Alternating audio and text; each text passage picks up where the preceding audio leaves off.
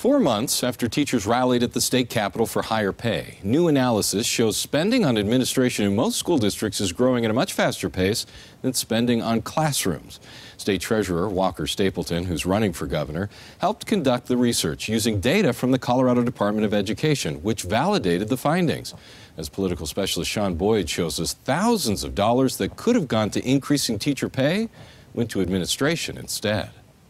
If you look at the spreadsheet we put together here, Sean. Walker Stapleton says he's a numbers guy, and when he started looking into education funding, the numbers just didn't add up. This confirmed some of my worst fears about how we're spending education dollars in Colorado. Using data from the Colorado Department of Education, Stapleton looked at growth in school administrators versus students and teachers from 2011 through today. He found statewide the number of students has increased 6% and the number of teachers 8%. But the number of administrators has shot up 35%. In some districts, the spread was even greater. Take Westminster. The number of students has decreased by almost 7%. The number of teachers has gone down by 6%, and yet administrative costs have gone up by 40%.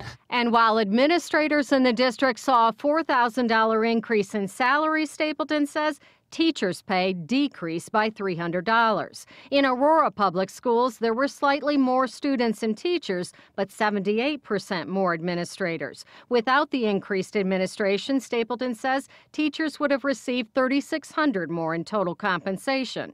Denver saw a 105% increase in administration, and had the additional $38 million spent on administrators gone to teachers, Stapleton says they would have received a $6,000 raise.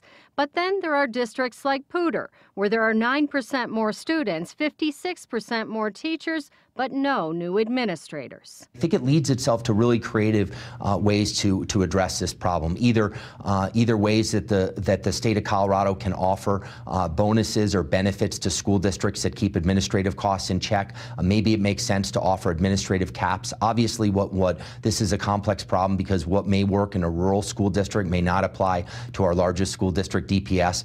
But we need to start somewhere. And these numbers, he says, are a good place to start. Numbers are hard to politicize, they're hard to deny the existence of, and they really illuminate challenges and problems with state government. Stapleton's Democratic opponent, Jared Polis, told me he's also concerned more money is not going to things like teacher pay. He says he's in favor of attaching strings to the money the state gives schools. A November ballot measure asks voters to increase taxes for education. Stapleton opposes it. Polis has not taken a position on it. I'm political specialist Sean Boyd, covering Colorado First. Sean, thank you.